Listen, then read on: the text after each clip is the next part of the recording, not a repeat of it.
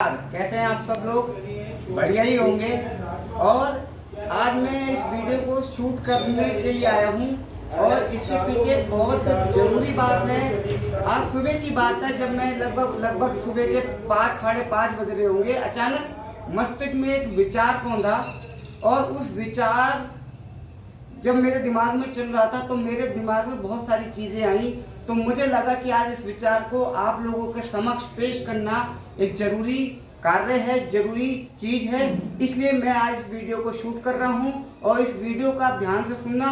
लंबी होगी लेकिन बहुत ज्ञानवर्धक है और बहुत जानकारी लेना इसकी ज़रूरी है।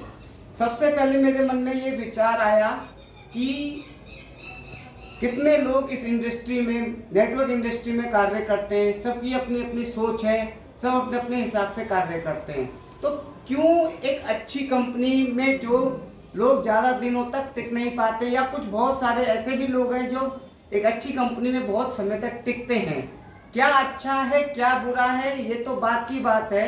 ऐसा समझ लीजिए कि नेटवर्क इंडस्ट्री एक अच्छी इंडस्ट्री है, लेकिन इस इंडस्ट्री में क्योंकि बहुत सारी विशेषताएं हैं तो बहुत सारे लोग इसमें गलत भाव से भी आ जाते हैं, ये आपको भी पता है।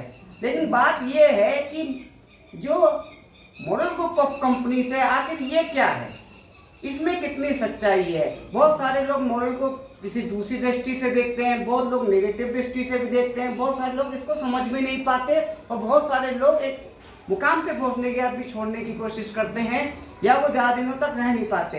तो इसको एक स्टोरी से ऐसे समझने की मैं कोशिश कर रहा था। मेरे दिमाग में जो विचार आया था कि श्री कृष्ण भगवान को दुनिया जानती है, सारे लोग जानते हैं, उनको मानते हैं।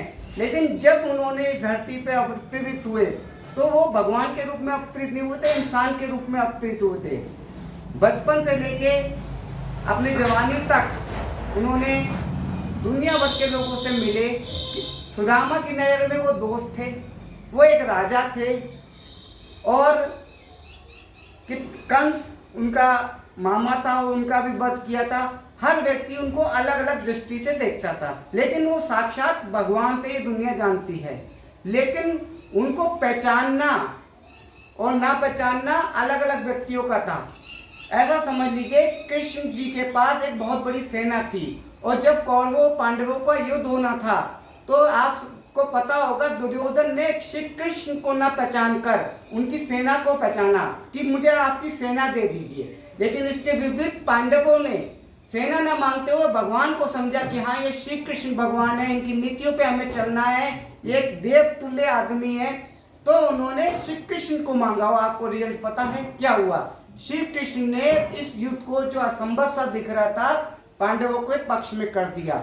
ठीक उसी तरह मेरा कहने का मतलब ये है कि हम नेटवर्क इंडस्ट्री में मॉडल ग्रुप ऑफ कंपनीज को पहचाने कि वो किस पर्पस के लिए है। अब श्री कृष्ण भगवान जी का जन्म धरती पे क्यों हुआ था? इसलिए हुआ था कि जो अराजकता फैल रही थी, जो अधर्म फैल रहा था, उस धर्म की स्थापना करने के लिए श्री कृष्ण जी ने जन्म लिया था। ठीक उसी तरह सीएमडी माननीय श्रीमान अरुण कुमार शर्मा सीएमडी सर ने सन 2007 में जब भारत में नेटवर्किंग की दशा बिगड़ती जा रही थी, लोग नेटवर्किंग के नाम पे लूट रहे थे लोगों को, तब और देश में तरक्की कम हो रही थी, देश वर्किंग कल्चर से पीछे हो रहा था, तब एक देवतुल्य व्यक्ति श्रीमान अरुण कुमार शर्मा जी ने एक संकल्प लिया कि मैं ऐसा क्या करूं कि लोगों को रोजगार मिले, लोगों को स्वास्थ्य मिले। और जो नेटवर्क मार्केटिंग के नाम पे ये जो ठग लोग मार्केट में आए हैं, इनको मैं दूर कैसे करूं, कैसे एक आम व्यक्ति को इस इंडस्ट्री में पहचान दिलाऊं। ये सोच के सीएमडी सर ने बनारस से एक पवित्र भूमि से मॉडल ग्रुप ऑफ कंपनीज की नींव रखी और उसको स्टार्ट किया। और इस नैतिकता से चलते चलते आज 18 साल पूरे हो चुके हैं। कहने का तात्पर्य ये है कि हम कैसे हैं ये हमें पहचानना पड़ेगा। अगर आपके मन में पाप है, अगर आपकी सोच अच्छी नहीं है, आपको सिर्फ अपना घड़ा भरना है, आपको लगता है नेटवर्क मार्केटिंग से सिर्फ मैं पैसा कमा लूंगा, दूसरों का कुछ नहीं, तो आप इधर उधर जो भी इलीगल कंपनीज हैं या जो आपको पता भी है अच्छी नहीं है, आप उसी का साथ देंगे। आप मॉल ग्रुप ऑफ कंपनीज का बिल्कुल साथ नहीं देंगे, मुझे पता है, क्योंकि आपके अंदर आसुरी शक्तियां आ चुकी हैं, आपके अंदर राक्षस प्रवृत्ति आ चुकी है। अगर आप मोरल के मिशन को समझेंगे, आप एक अच्छे व्यक्ति हैं, आपकी सोच है कि नेटवर्क मार्केटिंग के माध्यम से मैं लोगों के जीवन में रोशनी लाऊं, अपने घर में तो लाऊं ना, दूसरों को भी लाऊं, अच्छा स्वास्थ्य दूं, अच्छी रोजगार दूं, तो आप मॉरल के मिशन को भी समझेंगे, मॉरल को पहचानेंगे। बहुत सारे लोग मॉरल में जुड़कर भी मॉरल इसलिए छोड़ देते हैं क्योंकि एक अच्छी कंपनी है, सच्ची कंपनी है, या नैतिकता से काम होता है, या लूटपाट नहीं होती, इसलिए वो मॉरल में टिक नहीं पाते और मॉरल को छोड़ देते हैं। तो मेरा आपको यही निवेदन है, यही रिक्वेस्ट है, यही बताना है कि अगर आपने नेटवर्क मार्केटिंग को समझना है, करना है, तो आप मॉरल को कैसे अवॉइड कर सकते हो। कई लोगों को मैं मॉरल के बारे में जब बताता हूँ तो ये वो करके करने लगते हो, तो थोड़े दिनों बाद देखता हूँ कोई उल्टी सीधी कंपनी में पैसा गवा के या दूसरों का नुकसान करके बैठे हैं, फिर किसी कंपनी को दूसरी कर लेते हैं, नहीं कर लेते हैं।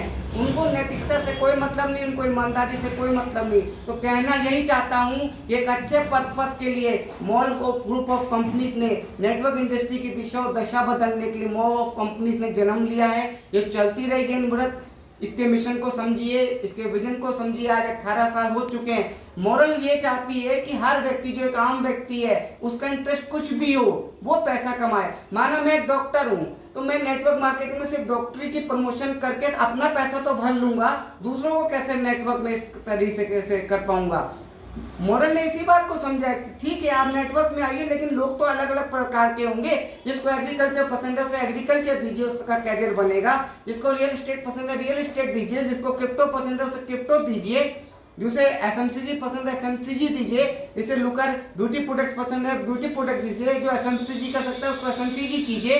और अपकमिंग भी सारे ऐसे प्रोजेक्ट्स आ रहे हैं। तो मॉरल ग्रुप ऑफ कंपनीज अब हॉस्पिटल और होटल की चेन में भी आ रहा है। तो मेरा सिर्फ इस माध्यम से यही कहना है कि आप मॉरल को समझिए और करिए। अगर नहीं करना है तो बिल्कुल मत कीजिए। यही मेरा आपका आज संदेश है। मॉरल जगाना है, भारत बनाना है। धन्यवाद।